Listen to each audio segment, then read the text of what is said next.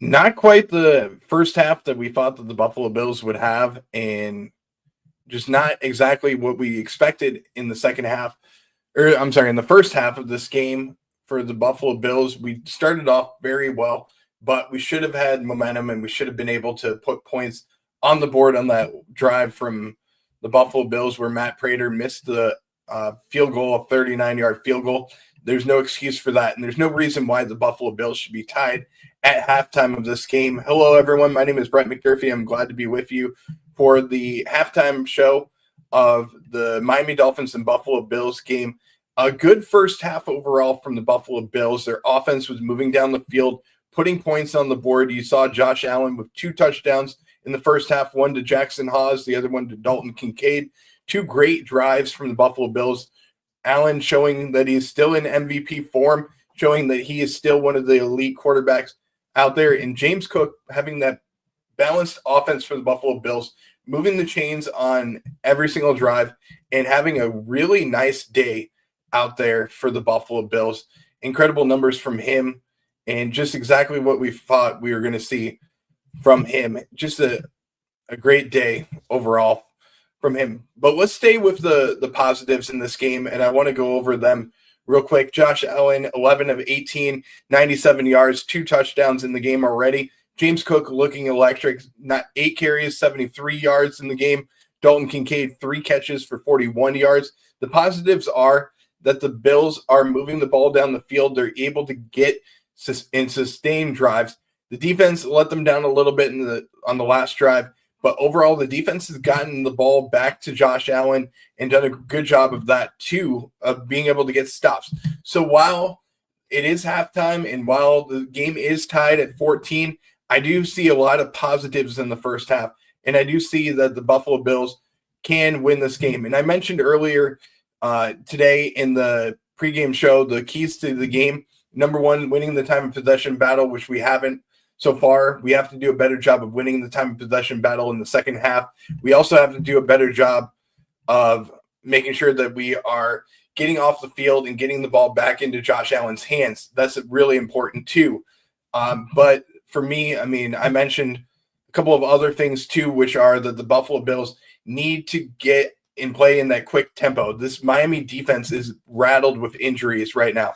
Play up tempo, get the ball to your playmakers, and you can win this game. But you have to take care of putting points on the board and finish this game out. You got to make sure you're pounding everything and making sure that you're finishing this game. And the Buffalo Bills haven't done a good job of finishing yet. They need to do a better job of continuing to put points on the board each and every drive and not make mistakes in this game. That's what's cost them and kept the Miami Dolphins back in this game. Miami Dolphins, on the other hand, they're game leaders for the game. Tua is 12 of 18, 66 yards, 1 touchdown in the game. Devon Achane has 6 carries, 35 yards. Tyreek Hill, 4 catches for 44 yards. I want to go over to the defensive side of the ball for the Miami Dolphins, and then I'll go to the Buffalo Bills.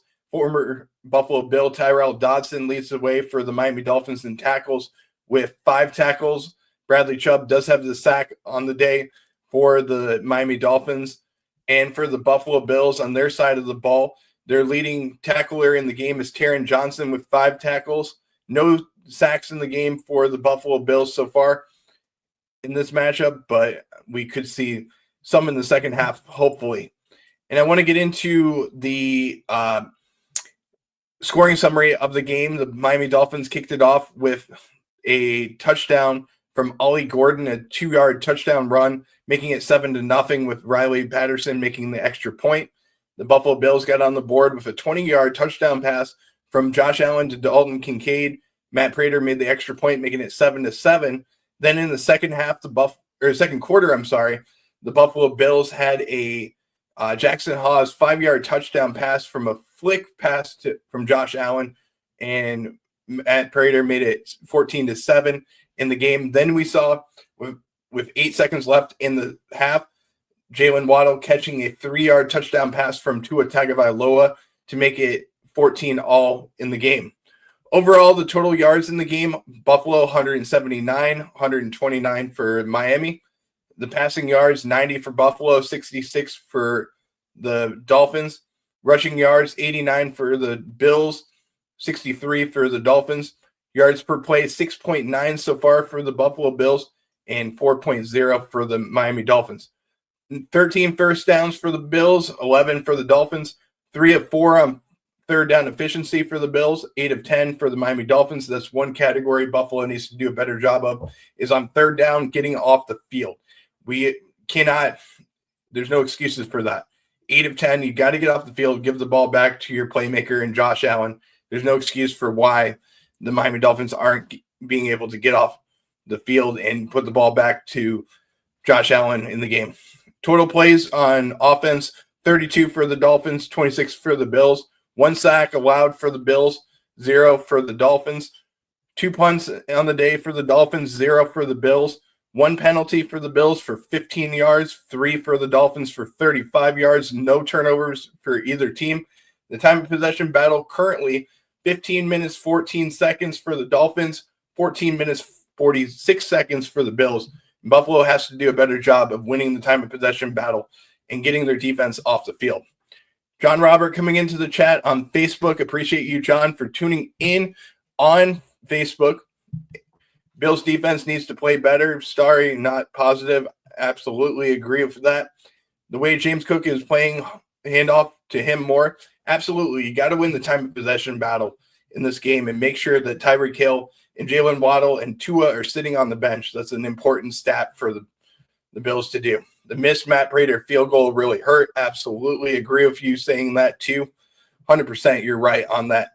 But for me, there are positives to the first half. I felt like the Buffalo Bills did a wonderful job on defense in the beginning of the second quarter to the end of the first quarter of getting off the field and giving the ball back to Josh Allen in the offense. Should have probably had 21 points on the board in the first half, 17 at the least, but the Bills need to do a better job of finishing the game, and they need to do a better job of keeping points on the board. That's what I have to say in this game. Overall, I felt like the offense looks really good. Just keep putting points on the board. We do get the ball in to start the second half, so you got to get 7 on the board and make Miami fight from behind to continue to stay in this game, and that's what my key to the game is going to be, is make sure that the Miami Dolphins have to stay in the game. That's what's going to matter the most to me. But overall, as I mentioned, this is what the Bills have to do. Let's get into more of the player stats for the Buffalo Bills. James Cook is the leading rusher with 8 carries for 73 yards. Elijah Moore had 1 carry for 11 yards on that end around that he saw. Let's talk about Tyrell Shavers for a moment. His first catch as a Buffalo Bill in the regular season for 17 yards. A great play from him. He's doing a wonderful job in the blocking game too. Really like what I've seen out of him. Jackson Hawes as well. A wonderful job in the blocking game. Voted the #1 tight end by PFF so far on the season and gets his first touchdown as a Buffalo Bill. Another great stat from him. Overall, though, the ball has been thrown to 7 different receivers so far in the game. Ray Davis was the one that did not catch it, though, but 7 attempts to different receivers, 6 of them having catches so far in the game. Keon Coleman has 2 catches for 12 yards on the day. And then let's turn it over to the Miami Dolphins side of things. I mentioned Tyreek Hill, 4 catches for 44 yards. Jalen Waddle has 1 catch for 3 yards. Overall, I like what the Bills have done in the first half of eliminating the big plays from Tyreek Hill and Jalen Waddle. Even though they did get a touchdown, I mentioned that's going to happen. You're going to have a touchdown here, a big play from Tyreek Hill there. That's going to happen in this game. But you got to eliminate the big plays in the game, and you got to keep points on the board for the Buffalo Bills and make them play from behind. And that's what's going to allow Tua to make mistakes. And that's happened at times, and that's where the Bills have gotten off the field, but it hasn't been finished on the field. And we had to do a better job of finishing out here today. And I'm going to emphasize the word finish in this segment overall. A few injuries for the Miami Dolphins today. Jack Jones has been injured in the game, as well as Jason Marshall, 2 cornerbacks for the Miami Dolphins. The Bills got to do a good job of exploiting the perimeters of the Miami Dolphins secondary and utilizing guys like Keon Coleman, even Joshua Palmer. And you saw on one play where Dalton Kincaid should have had a touchdown, his second one of the day, and Buffalo has to exploit the boundary during the game and make sure that you are putting points on the board for the Bills too. I want to go over to some games that will be taking place overall on Sunday, and I want to get into the AFC East for the teams that are playing on Sunday too. And the games that I'm looking forward to on Sunday to watch, starting off with the division, is the Steelers and Patriots game that will be at 1:00. Then you have the Bucks and Jets, the Jets traveling to Tampa Bay in that game. That'll be another 1:00 game. Other games that I'm looking forward to on the day, the Rams and Eagles game, I think is going to be a really interesting battle to watch. You also have the Broncos and Chargers. That's going to be another great game between two teams, Bo Nix and Justin Herbert, going up against one another. That's going to be a wonderful game to watch. And then could we see an upset alert for the Kansas City Chiefs, where the New York Giants defense has been playing pretty well so far this year? Could we see the New York Giants defense come up with an upset and the Kansas City Chiefs go 0-3 this season? That would be wonderful for our Buffalo Bills to see. Then the Monday Night Football game I'm going to watch is the Lions and Ravens, another great game that we get to watch too. It's going to be wonderful to see all these games, even though the Buffalo Bills aren't playing. I'm going to be watching Red Zone, keeping an eye on all these games that are going on so I can give you good coverage for our Overreaction Monday show that will be on Monday night, right before the Monday Night Football game between the Lions and Ravens. We'll have that and give you updates on all teams except for the Monday Night Football game that are going on too. But don't forget to like, subscribe, comment on social media. You can find us on YouTube, Instagram, and Facebook for all our social media pages that you can follow us on.